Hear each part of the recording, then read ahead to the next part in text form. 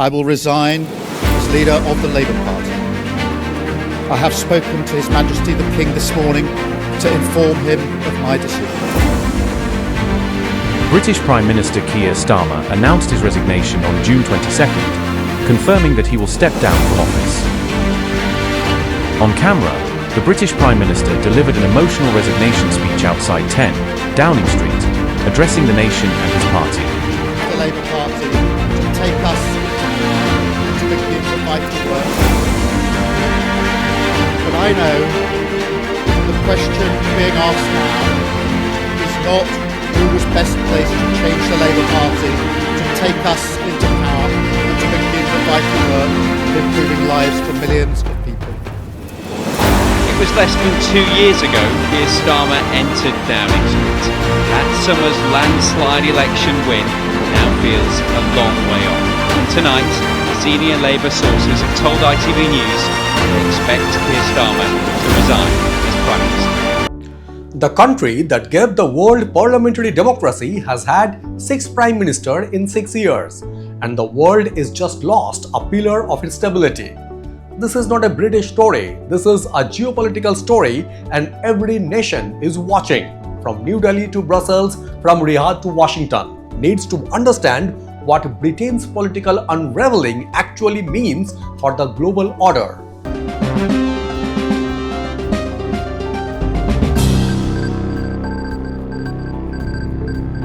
Hi, this is Indradil and you are watching the Spotlight Beyond Profession, context over speed, credibility over virality, technology in service of truth.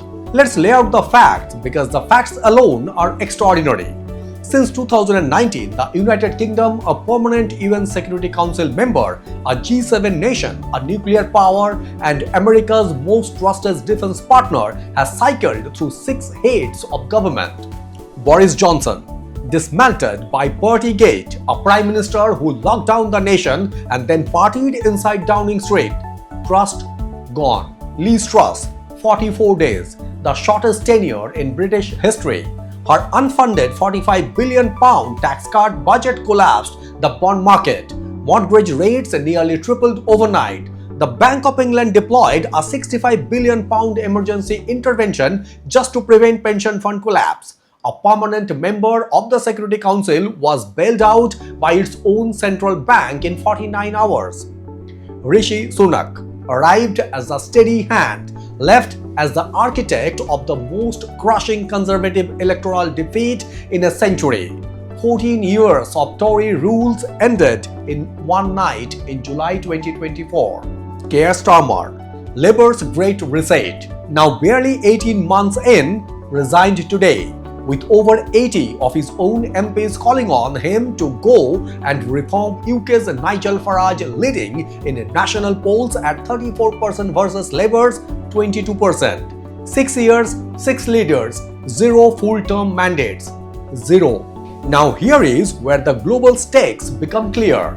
First, Britain's soft power is in structural decline. Brand France's Global Soft Power Index ranked the UK 4th in 2026, but crucially, China overtook Britain for the first time in 2025. The British Council's own research confirmed it. The UK, alongside the US, Germany and France, is recording sharper than average declines in global perception. A decade ago, that was unthinkable. Second, Brexit severed Britain's trade arteries and hasn't healed. UK goods export by end of 2024 were still 20% below 2019 levels against the EU 27 average.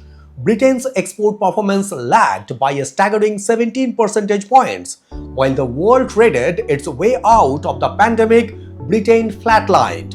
Former UK Foreign Secretary David Miliband was blunt.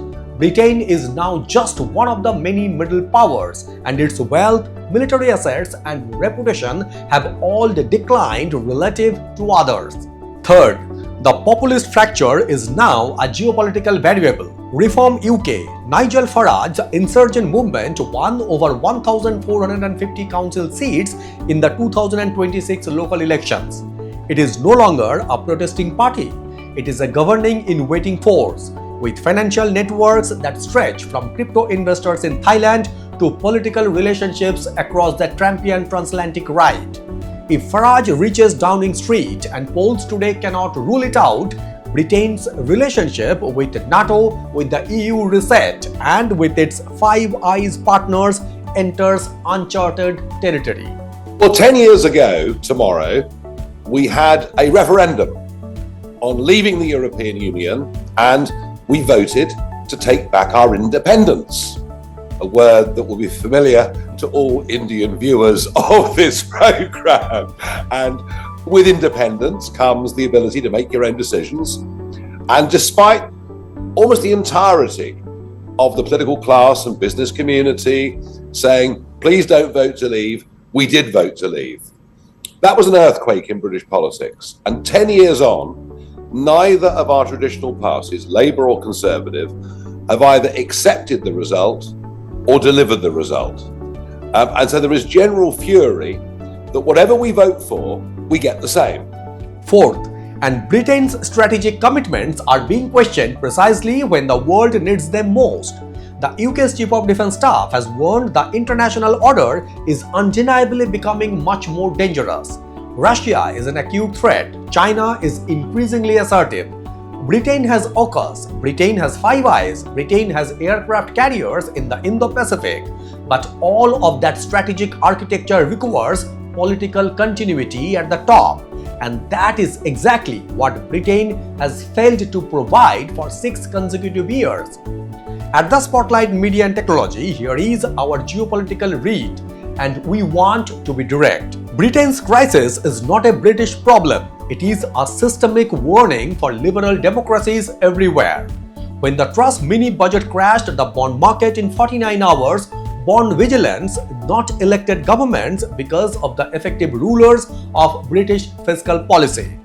Starmer himself reportedly warned that challenging his leadership would destabilize the financial markets. Think about that. A prime minister of the world's 6th largest economy governing in fear of bond traders. That is not sovereignty. That is the architecture of a constrained state.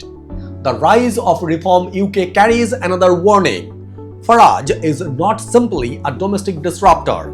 He is a node in a global network of nationalist populism connected to the Trumpian right, to international capital, to geopolitical actors who benefit from Western fragmentation. Every time a mainstream government fails to deliver, that network grows stronger.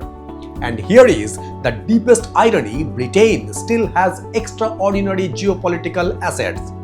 A permanent UN Security Council seat, the world's 2nd largest financial center, world-class universities, intelligence services, and nuclear deterrent, AUKUS, G7, Commonwealth.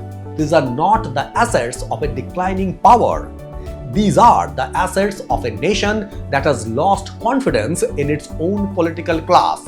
And that loss of confidence is the single most expensive liability on Britain's balance sheet today. So what does a real course correction look like? Not from us, but from history and evidence. 1. Governance durability over political theatre. Britain needs constitutional reforms that protect institutional continuity, removing the structural ease with which internal party coups replace elected mandates. 2. A cross-party industrial doctrine. Green energy, advanced technology, life sciences, defense manufacturing, these cannot be reset with every change of government. Britain needs a 20-year economic architecture that outlives any single prime minister. 3. Reclaim the soft power dividend. Britain's universities, its BBC, its cultural institutions, its legal frameworks, these are instruments of genuine global influence. They need investment, not austerity. And 4. Anchor the transatlantic and Indo-Pacific strategies with domestic stability. Britain cannot be a credible AUKUS partner, a reliable NATO anchor, or a serious Indo-trade ally if its government changes faster than its diplomatic handshakes. Geopolitical credibility begins at home. Britain is not finished. But a nation that holds a permanent seat on the United Nations Security Council and cannot secure permanent occupancy of number 10 Downing Street has a credibility problem that no single election can solve alone. The question for the world is simple. Can Britain govern itself well enough to help govern the global order? That answer matters to every nation watching right now. At the Spotlight Beyond Profession, this is the analysis we exist to deliver. Subscribe and share this and tell us in the comments, do you think Britain can reclaim its geopolitical footing, or is this the managed decline of a once great power? Thank you very much for watching and signing it off.